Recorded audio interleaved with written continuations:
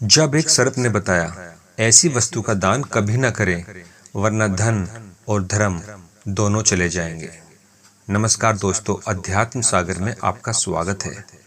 दोस्तों, आज की कहानी बहुत ही ज्ञानवर्धक और महत्वपूर्ण है। इस कहानी को अगर आपने ध्यान से पूरा सुन लिया तो यकीन मानिए आपका पैसा और आपके द्वारा किया गया दान कभी व्यर्थ नहीं जाएगा और ना ही जीवन में कभी आपका पतन होगा। तो दोस्तों, कौन सी ऐसी वस्तु है जिस वस्तु को यदि दान में दे दें तो दान देने वाला कंगाल हो जाता है और किए गए उस दान का फल उसे दंड के रूप में भोगना पड़ता है। तो चलिए शुरू करते हैं आज की वीडियो। बस आप वीडियो में आखिर तक बने रहें और अपनी कीमती राय कमेंट बॉक्स में अवश्य दीजिएगा। दोस्तों, बहुत पुरानी बात है। जनकपुरी राज्य के जंगलों में एक नाग और नागिन रहती थी। दोनों के बीच बहुत ही गहरा प्रेम था। दोनों एक पहाड़ी पर प्रेम पूर्वक रहते थे। एक दिन की बात है, नागिन अपने भोजन की तलाश में जंगल में घूमने के लिए निकल गई। जंगल में पहुंचने पर एक जगह पर उसने एक विचित्र कीड़ा देखा जो देखने में बहुत बड़ा था। नागिन ने सोचा कि आज भोजन में हमें कुछ मिला तो है नहीं, क्यों ना आज इस कीड़े को ही खाकर अपना पेट भर ले। इतना सोचने के बाद वह नागिन उस कीड़े के पास जाती है। नागिन उस कीड़े को अपना शिकार बनाने ही वाली थी कि उसी समय वह कीड़ा एक मनुष्य के रूप में बदल जाता है। उसने देखा कि कीड़ा एक दिव्य राजा के रूप में परिवर्तित हो गया। यह देखकर वो नागिन बहुत हैरान हुई। राजा तो वहां से चला गया और नागिन वहां से भोजन की व्यवस्था करके अपने नाग के पास लौट आती है। दोस्तों, नागिन ने यह बात अपने पति नाग से कही कि हे स्वामी, आज मैंने जंगल में एक बड़ी ही विचित्र घटना देखी है, जिसे देखकर मैं बहुत आश्चर्यचकित हूँ। नाग ने पूछा, ऐसा तुमने क्या देख लिया जिसे तुम विचित्र बता रही हो? तब नागिन कहती है, हे स्वामी, आज मैं जब भोजन के लिए जंगल में गई तो मैंने एक जगह पर एक बड़े ही विशाल शरीर वाले कीड़े को देखा। मैंने सोचा कि उस कीड़े को अपना भोजन बना लूं। जैसे ही मैं उस पर आक्रमण करने के लिए आगे बढ़ी तो वह कीड़ा एक राजा के रूप में बदल गया। यह बात मेरे समझ में नहीं आई कि अगर वह कीड़ा था तो राजा कैसे बन गया। अगर वो कोई राजा था तो फिर वो कीड़ा क्यों बना। नागिन की यह बात सुनकर के नाग बहुत जोर से हंसता हुआ कहने लगा, हे प्रिय, मुझे लगता है कि जंगल में आज तुमने राजा चित्रसेन को देख लिया है, जो इसी देश का राजा है। नाग की बात सुनकर के नागिन और भी ज्यादा हैरान होकर पूछने लगी, स्वामी महाराज, चित्रसेन ने ऐसे कौन से बुरे कर्म कर दिए जो उन्हें कीड़ा बनना पड़ गया? वो इस तरह की अधम गति को क्यों प्राप्त हुआ? हमने तो सुना है कि हमारे महाराज बहुत बड़े धर्मात्मा हैं, बिना दान पुण्य किए तो वे भोजन भी नहीं करते हैं। फिर उनसे ऐसा कौन सा पाप बन गया? तब नाग कहने लगा, प्रिय राजा चित्रसेन का यही स्वभाव तो उनके लिए मुसीबत बन गया कि वे अत्यंत दानी धर्मात्मा हैं। उन्होंने कुछ ऐसा दान कर दिया जिसके कारण राजा चित्रसेन को कीड़े की योनि भोगनी पड़ी। तब नागिन कहने लगी, महाराज, मेरी समझ में कुछ नहीं आया, मुझे विस्तार से समझाइए कि राजा चित्रसेन के साथ ऐसा कैसे हो गया। तब नाग कहता है, हे प्रिय, ध्यान से सुनो कि दान धर्म करने वाला राजा इस कीट योनि को कैसे प्राप्त हुआ। प्राचीन समय की बात है और इस प्रसिद्ध नगरी जनकपुरी में यह महादानी राजा चित्रसेन राज करते थे। राजा चित्रसेन इतने बड़े दानी थे कि जब तक वे अपने द्वार पर आए हुए भूखे भिखारी और याचकों को भोजन नहीं करा देते थे, तब तक स्वयं भी भोजन नहीं करते थे। यह उनका रोज का नियम था। पूरे राज्य में उनकी खूब प्रशंसा होती थी। नाग बोला, हे नागिन, वो राजा तो बड़ा धर्मात्मा था, पर उसके दान धर्म करने का भी एक नियम था। वह एक निश्चित समय तक ही दान बांटता था। राजा चित्रसेन सुबह 10 बजे से दान बांटना शुरू करता था और सूर्यास्त होते होते दान देना बंद कर देता था। सूर्यास्त के बाद अगर कोई उसके यहाँ आ जाता था तो वह उसे दान नहीं देता था, बल्कि अगले दिन आने के लिए कहता था। राजा की ख्याति धीरे धीरे देश विदेशों में फैल चुकी थी। राजा चित्रसेन बड़ा ही महादानी राजा था। अब तो हर रोज उसके द्वार पर याचकों की भीड़ लगी रहती थी। वह प्रत्येक दीनहीन को दोनों हाथों की अंजलि में जितनी स्वर्ण मुद्राएं आती थी उतना धन दे देता था। सभी याचक राजा की जय जयकार करते हुए चले जाते थे। दोस्तों, उसी नगरी के किसी गांव में जंगल के आसपास एक ब्राह्मण परिवार निवास करता था। ब्राह्मण बड़ा ही तपस्वी था। उसकी पत्नी और वे दोनों जैसे तैसे अपना जीवन यापन कर रहे थे। दोनों बहुत ही गरीब थे, परंतु ब्राह्मण बड़ा तपस्वी था। वह कहीं भी भिक्षाटन के लिए नहीं जाता था। उसे अपनी मेहनत से जो कुछ भी मिलता था उसी को खाकर अपना समय काट लेता था और उसके बाद अपना समय ईश्वर भजन में बिताता था। एक दिन ब्राह्मण पत्नी ने अपने पड़ोस में जाकर किसी के मुंह से सुना कि महाराज चित्रसेन बड़े ही दानी राजा हैं। ब्राह्मण की पत्नी पड़ोसन से यह बात सुनकर आई और अपने पति से आकर कहने लगी, हे स्वामी, मैंने सुना है कि जनकपुर के राजा चित्रसेन बड़े ही दानी राजा हैं। उनके द्वार से आज तक कोई निराश लौटकर नहीं गया है। क्यों ना आप भी महाराज के दरबार में चले जाइए और राजा से दान ले आना। राजा जो धन हमको देंगे उससे हमारी सारी गरीबी मिट जाएगी।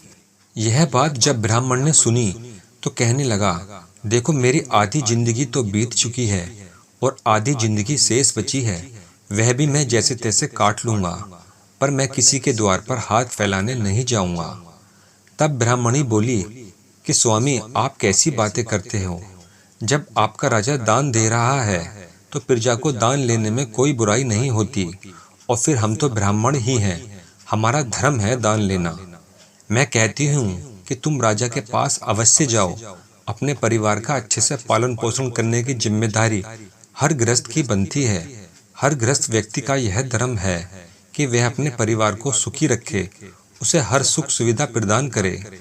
जो लोग ऐसा नहीं करते हैं उन्हें भी परिवार का भरण पोषण न करने के कारण पाप लगता है। मित्रों, यह बात जब ब्राह्मण ने सुनी तो ब्राह्मण कहने लगा, ठीक है, यदि तुम कहती हो तो मैं अवश्य राजा के दरबार में जाऊंगा। दोस्तों, पत्नी के आग्रह पर ब्राह्मण देव राजा चित्रसेन के दरबार के लिए प्रस्थान करते हैं। चलते चलते ब्राह्मण को शाम हो गई। इधर राजा चित्रसेन के दान देने का एक निर्धारित समय था। उस दिन राजा के दरबार में जितने भी याचक आए थे वह सब दान लेकर जा चुके थे। अब राजा का दान देने का समय भी समाप्त हो चुका था। सभी दान पेटिका पर ताले लगा दिए गए थे।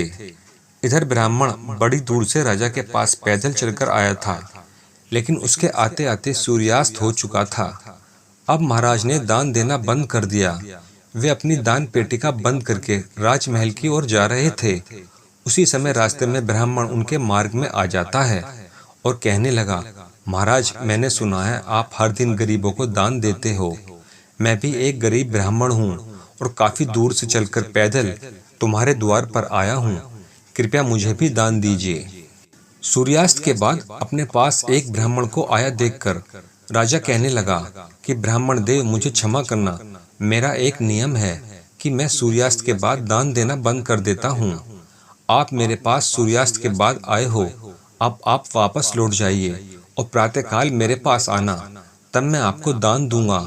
कल जब आप मेरे पास आओगे तो मैं आपको आज का भी और कल का भी दोनों दिन का दान दूंगा। इस समय मैं दान पेटिका पर ताला लगा चुका हूँ, अब मैं आपको दान नहीं दे सकता। दोस्तों, ब्राह्मण थोड़ा जिद्दी स्वभाव का था, तपस्वी था, राजा से परिचित नहीं था, तो कहने लगा, महाराज, मुझे आज ही दान दे दीजिए, मैं कल तक इंतजार नहीं करूँगा। रोज रोज दान लेने के लिए आपके यहाँ मैं नहीं आ सकता। जब राजा ने यह बात सुनी तो राजा को कुछ क्रोध आया, परंतु ब्राह्मण जान करके राजा ने फिर उसको समझाया, ब्राह्मण देव, तुम्हें कल ही दान लेने के लिए आना पड़ेगा। मैं तुम्हें कल ही दान दे सकता हूँ, आज दान नहीं दे सकता। फिर ब्राह्मण बोला कि नहीं महाराज, मैं दान केवल आज ही लूंगा, कल मैं आपके पास नहीं आऊँगा। यह बात राजा को कुछ अच्छी नहीं लगी। राजा क्रोध में आया और क्रोधित होकर के राजा ने वहाँ कुछ घोड़ों की लीद पड़ी थी, क्योंकि राजा चलते चलते अस्तबल के पास आ पहुँचे थे। वहीं एक जगह घोड़ों की लीद पड़ी थी। राजा ने देखा कि ब्राह्मण आज ही दान लेने की हट कर रहा है, तो दान के रूप में राजा ने घोड़े की लीद उठाकर ब्राह्मण के कमंडल में डाल दी।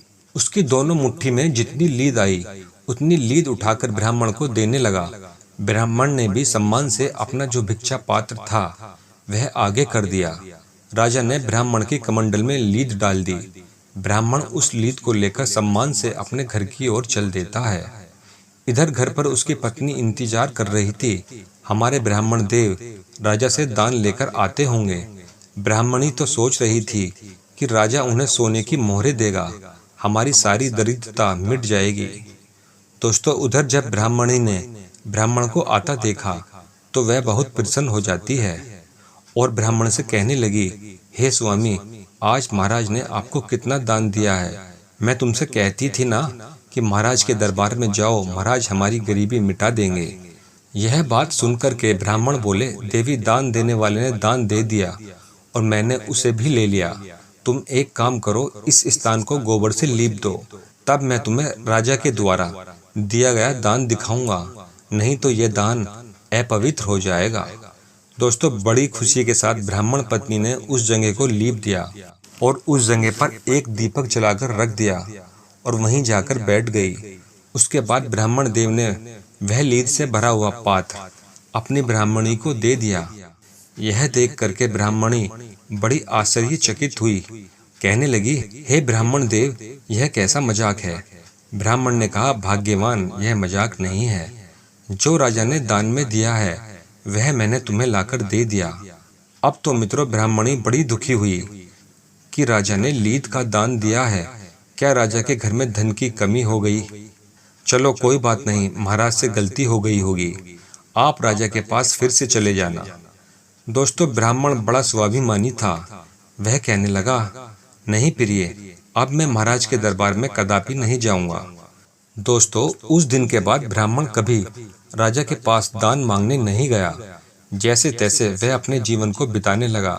अपनी घास फूस की कुटिया में ब्राह्मण रह रहा था और धीरे धीरे अपना समय गुजार रहा था। दोस्तों, ब्राह्मण ने उस लीद को अपने घर के द्वार पर रख दिया था। दोस्तों, कहा जाता है कि दान का जो फल होता है वह कर्ता को 1000 गुना होकर वापस मिलता है। यदि आपने अपने जीवन में किसी चीज का दान किया है तो परलोक में उसका फल हजारों लाखों गुना बढ़कर मिलता है। राजा ने जो लीद का दान किया था वह लीद भगवान की कृपा से दिन दूनी रात चौनी बढ़ने लगी। ब्राह्मण के घर के द्वार पर धीरे धीरे लीद का एक पहाड़ सा बनता चला गया। लीद को बढ़ते बढ़ते बहुत समय हो गया था। जैसे ब्याज की दर धीरे धीरे बढ़ती चली जाती है, उसी तरह राजा के दान का फल बढ़ता जा रहा था। कुछ ही समय में वह एक विशाल टीला सा बन गया था। ब्राह्मणी और ब्राह्मण उस दृश्य को रोजाना देखते थे। ब्राह्मणी ब्राह्मण से पूछती थी कि हे स्वामी, इस लीद का अब क्या होगा, यह तो बढ़ती ही जा रही है। हे नाथ, तुम तो वेदों के ज्ञाता हो, मुझे इसका मतलब बताओ।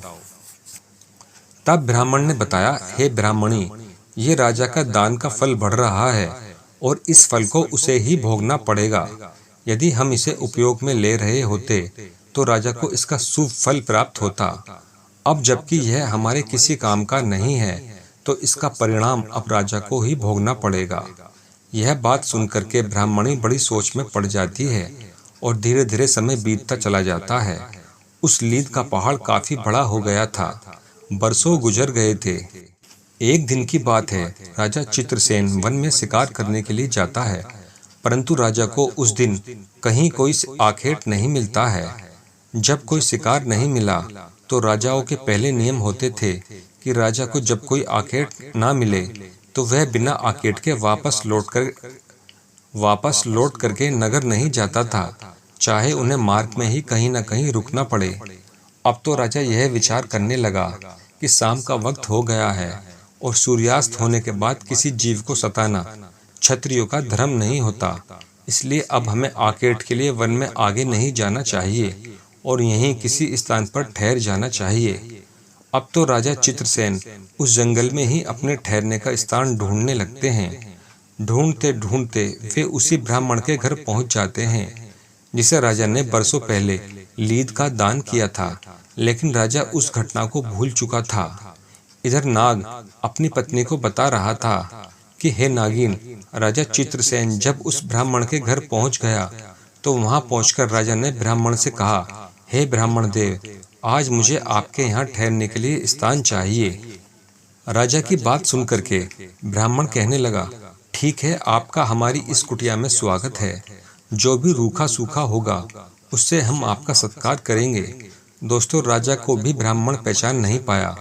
उस रात राजा चित्रसेन उस ब्राह्मण की कुटिया पर ठहर जाता है। जो भी ब्राह्मण की कुटिया में रूखा सूखा भोजन था, उससे ही ब्राह्मण ने राजा का अतिथि सत्कार किया। इस प्रकार से भोजन करने के बाद राजा ने रात वहीं बिताई और इधर जब सवेरा होता है तो राजा की नजर ब्राह्मण की कुटिया के बाहर उसी लीद के ढेर पर पहुंच जाती है, जो अब एक पहाड़ का रूप ले चुका था। उस लीद के पहाड़ को देखकर राजा ब्राह्मण से पूछने लगा कि हे ब्राह्मण देव, आपकी छोटी सी घास फूस की कुटिया के बाहर यह लीद का ढेर कैसा बना हुआ है, जबकि आपकी कुटिया में तो कोई घोड़ा ही नहीं है। क्या वास्तव में आपके पास इतने सारे घोड़े हैं? तब ब्राह्मण ने उत्तर दिया, भैया हम तो पूजा पाठ तप साधना करने वाले ब्राह्मण हैं, हमें भला घोड़ों से क्या काम। तो राजा कहने लगा, फिर आपके घर के बाहर यह लीद का पहाड़ कैसे है? तब ब्राह्मण उसे समझाते हुए कहते हैं कि देखिए, तुम यदि जानना चाहते हो कि लीद का पहाड़ क्यों है, तो इसके पीछे एक बहुत बड़ा रहस्य छुपा हुआ है। दोस्तों, अब तो उस रहस्य को जानने की राजा की उत्सुकता बढ़ चली। ब्राह्मण बोला, हे मुसाफिर, वर्षों पुरानी बात है, मेरी पत्नी ने मुझे जबरदस्ती राजा के यहाँ दान लेने के लिए भेजा था। इस जनकपुरी देश का जो राजा है वह बड़ा ही दानी धर्मात्मा है। वह रोजाना 1.25 मन सोने का दान करता है। तो अपनी पत्नी के कहने पर मैं राजा के पास दान लेने चला गया। मेरे पूछने पर पता नहीं राजा ने क्यों मुझे दान देने से इनकार कर दिया। इसके पीछे की वजह तो मैं नहीं जानता हूँ कि राजा ने ऐसा क्यों किया। जब मैं उससे दान लेने की जिद कर रहा था तो वह मुझे अगले दिन आने को कह रहा था, लेकिन मैंने राजा की बात नहीं मानी। जब मैं दान लेने की जिद करने लगा तो राजा ने क्रोध में आकर मेरे कमंडल में घोड़े की लीद उठाकर डाल दी। मैंने राजा का वह दान स्वीकार कर लिया।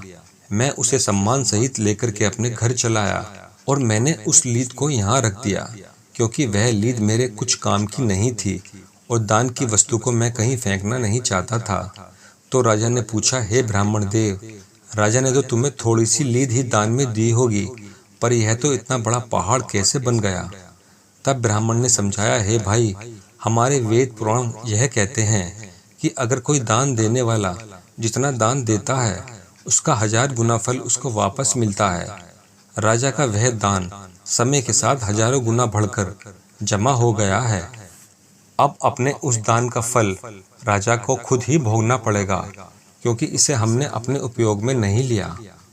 तब नाग बोला, हे नागिन, ब्राह्मण की यह बात सुनकर के राजा के रोंगटे खड़े हो जाते हैं। उसके पैर के नीचे से जमीन खिसक जाती है। राजा तो इस बात को भूल चुका था, लेकिन ब्राह्मण के बताने पर राजा को भी सारी बातें याद आ जाती हैं कि मैंने ही यह लीद एक ब्राह्मण को दान में दी थी। अब तो राजा बहुत ज्यादा घबरा गया। दोनों हाथ जोड़ करके ब्राह्मण से पूछने लगा, हे ब्राह्मण देव, राजा इसका फल कैसे भोगे? मुझे इतनी बात और बता दो। ब्राह्मण ने कहा, देखो, यह लीद का ढेर अब उसी राजा को खाना पड़ेगा। जब तक वह खा नहीं लेता तब तक यह बढ़ता रहेगा। ब्राह्मण की बात सुनकर राजा की आत्मा कांप गई। उसने सारी बात बता दी कि मैं ही जनकपुरी का राजा हूँ जिसने आपको लीद का दान किया था। अब आप मुझे क्षमा करें और मुझे इतना उपाय जरूर बता दें कि मेरा उद्धार कैसे होगा। मैं इस इतने बड़े विशाल लीद के पहाड़ को कैसे खा पाऊंगा? यह तो बहुत बड़ा ढेर हो गया है, इसका कोई उपाय तो होगा। जब राजा ने अपनी पहचान बताई तो ब्राह्मण राजा को पहचान गया और कहने लगा, यदि तुम ही वो राजा हो तो इसका परिणाम तो तुम्हें भोगना ही पड़ेगा, क्योंकि दान देने वाला यदि किसी ऐसी वस्तु का दान देता है जो वस्तु अनुपयोगी है, जो वस्तु अखाद्य है, जिस वस्तु को दान में दिया जा रहा है वह दान पाने वाले के किसी काम की नहीं है, तो उस दान की गई वस्तु का फल व्यर्थ जाता है। लेकिन तुमने मुझे जानबूझकर ऐसी वस्तु दी थी जिसका फल बढ़कर अब 1000 गुना हो गया है। अब यह आपको ही भोगना पड़ेगा। दोस्तों, यह सुनकर राजा ब्राह्मण के चरणों में गिर जाता है। राजा कहने लगा, हे ब्राह्मण देव, मुझे आप ही कोई उपाय बताइए, यह मेरा पाप कैसे नष्ट हो सकता है? तो ब्राह्मण कहने लगा कि हे राजन, अपने किए का फल तो भोगना ही पड़ेगा। यदि तुम इस लीद को खाने से बचना चाहते हो तो एक दूसरा उपाय मैं तुम्हारे लिए बताता हूँ। यदि तुम उस उपाय को कर लेते हो तो ये लीद तुम अकेले खाने से बच जाओगे। इसमें फिर बहुत सारे हिस्सेदार हो जाएंगे। यदि तुम वह उपाय नहीं करोगे तो तुम्हें अकेले ही यह सारी खानी पड़ेगी।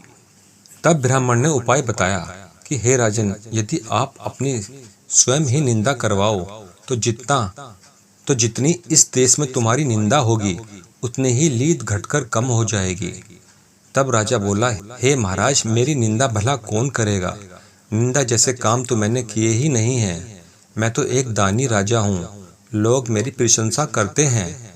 तब ब्राह्मण ने कहा कि तुम एक काम करो, तुम्हारे जो कुल पुरोहित हैं उनकी एक परम सुंदर कन्या है। तुम उस ब्राह्मण के घर जाओ और उनकी कन्या का हाथ पकड़कर जबरदस्ती अपने घर ले जाना और उनके मांगने पर भी उस कन्या को मत लौटाना।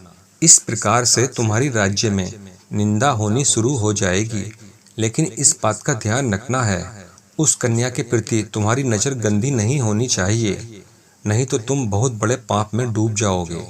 तुम उस कन्या को बेटी के रूप में लेकर आना, लेकिन यह बात किसी को मत बताना कि तुम उसे बेटी बनाकर लाए हो।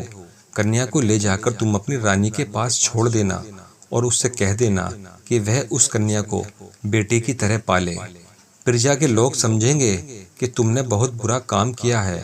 फिर तो पूरे राज्य में तुम्हारी निंदा होनी शुरू हो जाएगी और यह लीद का ढेर घटकर बहुत कम रह जाएगा।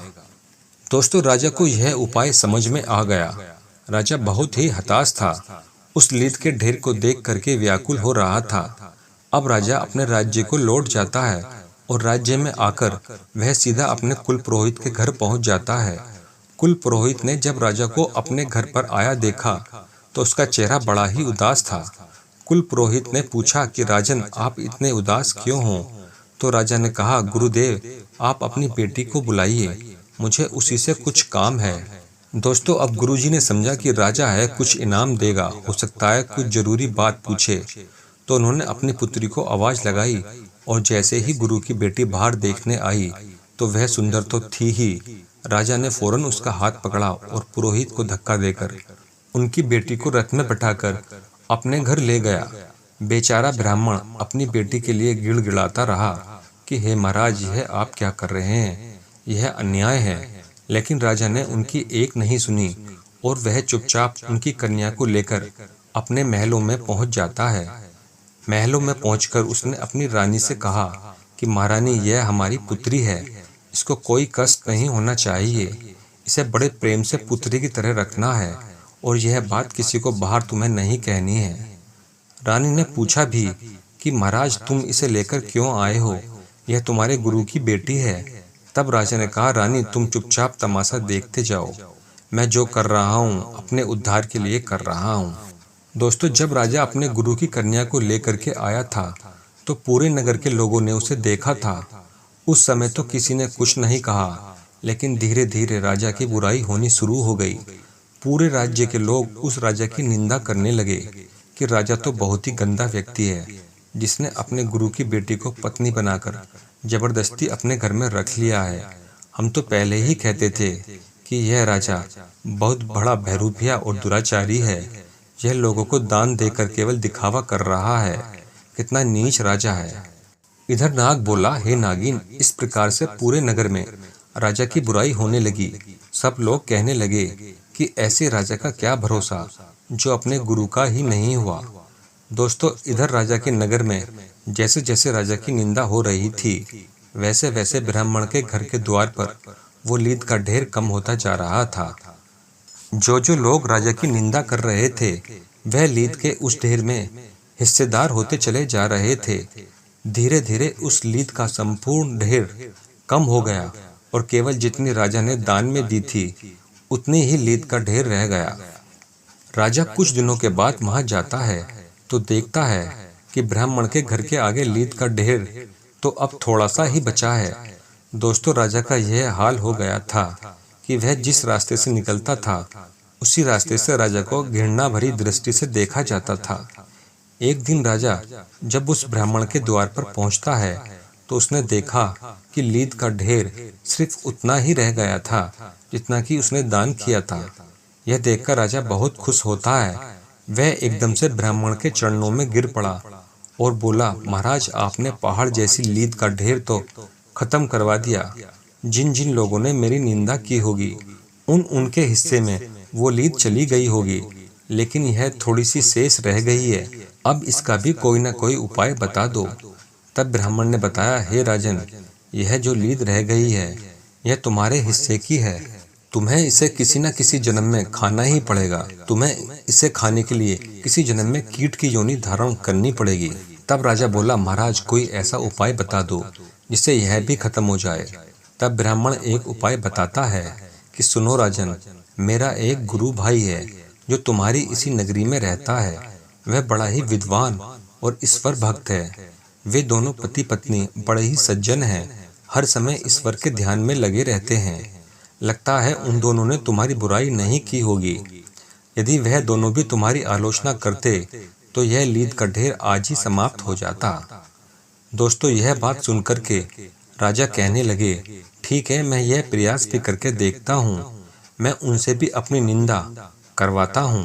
दोस्तों, अब तो राजा ने अपना भेष बदल लिया और भेष बदल करके जनकपुरी नगरी में उसी ब्राह्मण के घर पहुँच जाते हैं। ब्राह्मण ने उसका बड़ा स्वागत किया और बैठने के लिए उचित आसन दिया। उस आसन पर राजा बैठ जाता है, परंतु राजा के मन में अंदर ही अंदर एक बड़ा विचार चल रहा था। तो राजा ने उस ब्राह्मण से कहा कि ब्राह्मण देव, मैंने सुना है यहाँ का जो राजा है वह बहुत बड़ा बहरूपिया और दुराचारी है। ब्राह्मण देव कहने लगे, होगा, मुझे नहीं पता। तब राजा बोला, उसने अपने गुरु की पुत्री को बलपूर्वक अपने घर में रख लिया है। ब्राह्मण बोला, मुझे नहीं पता राजा।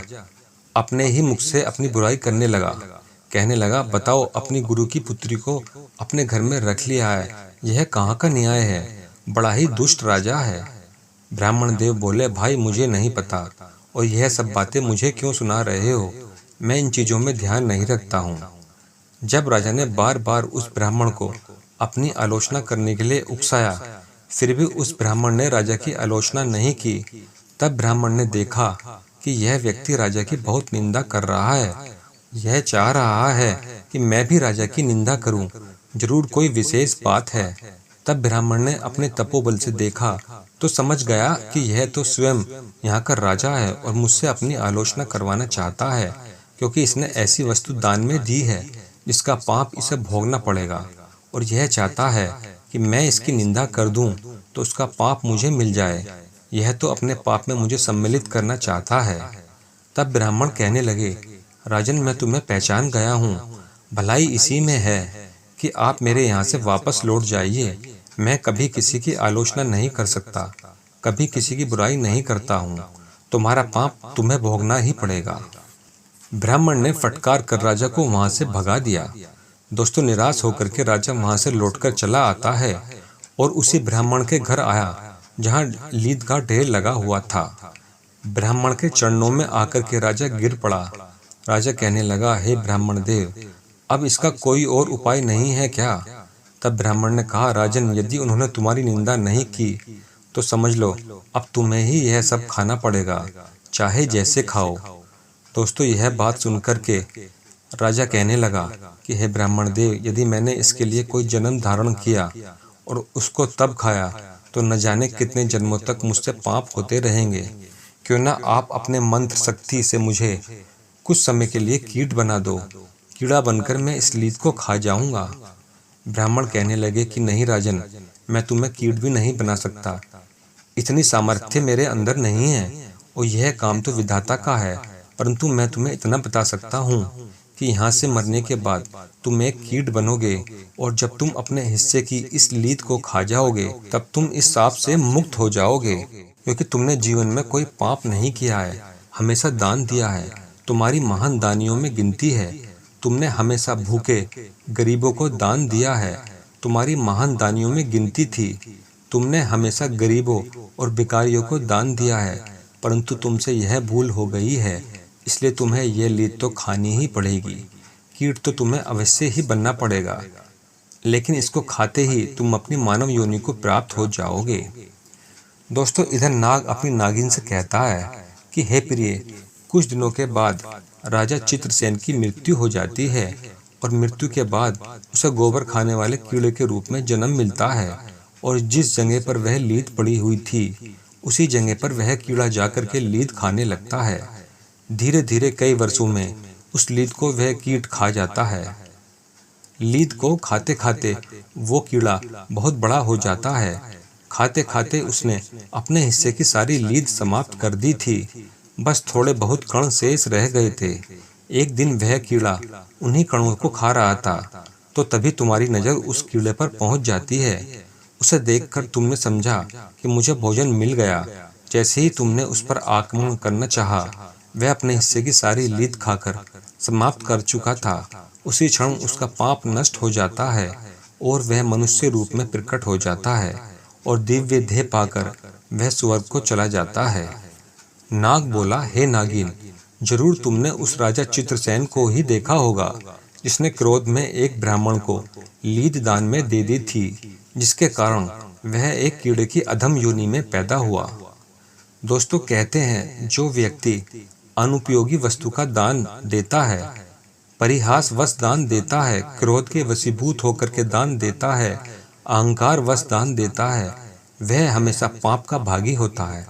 दान देने से पहले मनुष्य को अपनी अंतरात्मा को टटोलना चाहिए। यदि दान देने की सामर्थ्य नहीं है तो दान नहीं देना चाहिए, और अगर दें तो इन बातों को ध्यान रखना चाहिए, क्योंकि आप क्रोधवश, उपहासवश और किसी अन्य उपयोगी वस्तु को दान देते हैं या भोजन कराते हैं या बूढ़ी गाय को दान में देते हैं तो देने वाला नरकगामी होता है। जब भी कोई चीज दान में दें तो यह सोच लें कि वह वस्तु उसके किसी न किसी काम में आती हो। यदि उसके काम में नहीं आती है तो वह दान नहीं कहलाएगा। हमारे द्वारा दिया गया दान हमें कई गुना होकर वापस मिलता है, चाहे वह इस जन्म में मिले या अगले जन्म में।